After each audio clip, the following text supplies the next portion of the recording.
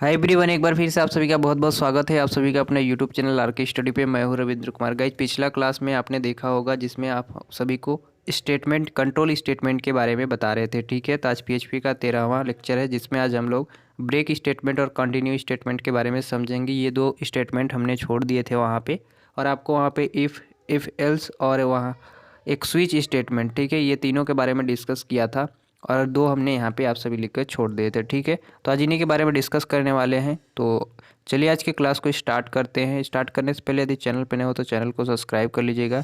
चलिए आज की क्लास को स्टार्ट करते हैं। ठीक है, तो यहाँ पे नाम भी देख सकते हैं, हमने यहाँ पे if statement, if else statement और स्विच स्टेटमेंट, ये तीनों के बारे में डिस्कस कर दिया है ऑलरेडी। और आज जो डिस्कस करने वाले हैं वो ब्रेक स्टेटमेंट और कंटिन्यू स्टेटमेंट के बारे में डिस्कस करेंगे। ठीक है, तो सबसे पहले ब्रेक स्टेटमेंट होता क्या है इसके बारे में समझते हैं।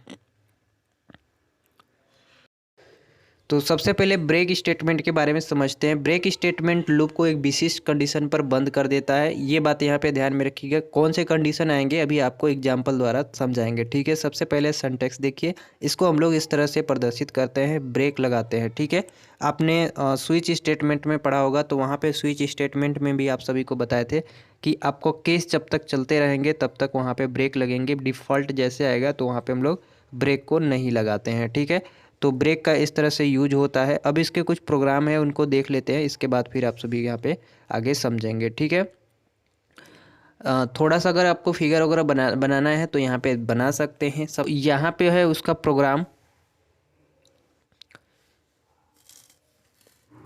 ठीक है, ब्रेक स्टेटमेंट की प्रोग्राम है, तो यहाँ पे हमने पीएचपी का ओपन टैग लगाए हुए हैं, जहाँ पे यहाँ पे हमने फॉर लूप का यूज किया गया है। ठीक है, अब फॉर लूप पे यहाँ पे क्या है कि पूरे, जैसे कि जब हम लोग ब्रेक स्टेटमेंट का यूज करते हैं तो पूरे लूपिंग में स्टेटमेंट को छोड़ देता है। ठीक है, यहाँ पे क्या करता है, पूरे जो लूपिंग लगी होती है हमारे, इसको छोड़ देता है। और जो हमारा कंटिन्यू होता है, जो अभी हम लोग पढ़ेंगे, कंटिन्यू स्टेटमेंट जो होता है वो क्या कहता है कि करेंट जो इटरेशंस होते हैं उनको छोड़ता है। ठीक है, ये क्या करता है, ये पूरे लूपिंग को छोड़ देता है। यानी कहने का मतलब है कि जो हमारा ब्रेक स्टेटमेंट होता है, ठीक है, जो हमारा ब्रेक स्टेटमेंट होता है, जो स्टेटमेंट अभी हम लोग पढ़ रहे हैं, ये जो हमारा ब्रेक स्टेटमेंट होता है वो पीएचपी में प्रोग्राम कंट्रोल को ब्लॉक कर देता है। ठीक है, ब्लॉक करने के बाद फिर क्या होता है कि उसको क्लोजिंग या करली ब्रैकेट्स के पास पहुंचा देता है।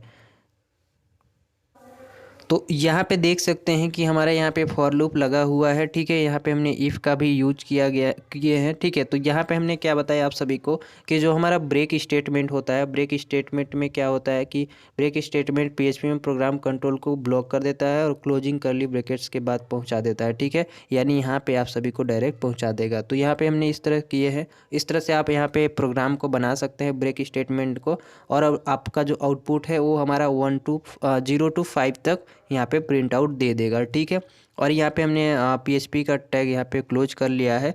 तो हमारा जो आउटपुट होगा वो हमारा 0 to 1 मतलब 0 से लेकर और 5 तक यहाँ पे हमारा प्रिंट आउट हो जाएगा। ठीक है, वैल्यू ऑफ आई इज़ 0, इस तरह से लेकर 5 तक। कंटिन्यू स्टेटमेंट अब पढ़ते हैं। ठीक है, कंटिन्यू स्टेटमेंट का इस्तेमाल लूप को रिपीट करने के लिए किया जाता है। यहाँ पर कुछ स्टेटमेंट को स्किप भी किया जाता है। ठीक है, यानी जो हमारा लूपिंग चलती है उसको क्या करता है, रिपीट करने के लिए कंटिन्यू स्टेटमेंट का यूज करते हैं। ठीक है, हम लोग जहाँ पे हम लोग कंटिन्यू सिंटेक्स जो है आपका इस तरह से लिख लेंगे कंटिन्यू को। ठीक है, सिंटेक्स आपका इस तरह से कुछ लिखा जाता है। तो एक बात यहाँ पे रखना है, याद रखना है आपको कि कंटिन्यू स्टेटमेंट में हम लोग लूप को रिपीट करने के लिए यूज करते हैं।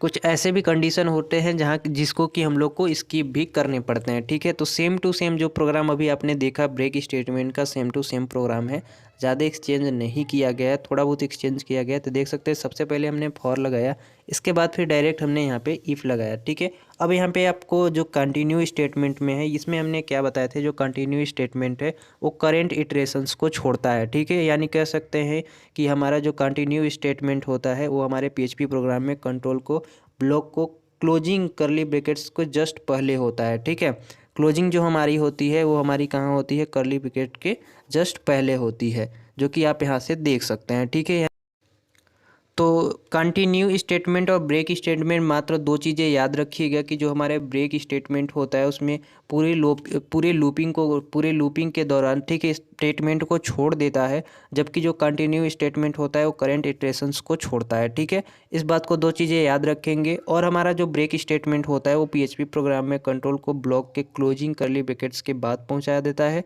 ठीक है, और इसमें क्या होता है कि पहले, यानी हम कह सकते हैं कि जो हमारा कंटिन्यू स्टेटमेंट होता है वो प्रोग्राम कंट्रोल को ब्लॉक के क्लोजिंग के करली ब्रैकेट्स के जस्ट पहले पहुंचा देता है, जो कि यहाँ पे आप लोग देख सकते हैं। ठीक है, तो कुछ इस तरह से प्रोग्राम बनाते हैं, जो कि इसमें क्या होगा कि कंटिन्यू हमारा जो 10 तक के जितने भी वैल्यू होंगे वो सारे के सारे हमारे यहाँ पे आउटपुट दे देगा।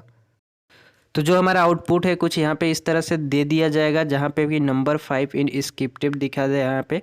तो 0 to 1 2 से लेकर यहाँ पे 9 तक, यानी टोटल हमारा 10 हो चुका है यहाँ पे। तो कुछ इस तरह से हमारा आउटपुट मिल जाएगा।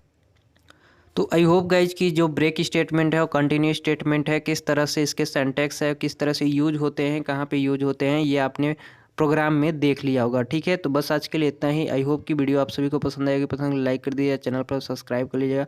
मिलेंगे नेक्स्ट लेक्चर में, तब तक के लिए जय हिंद।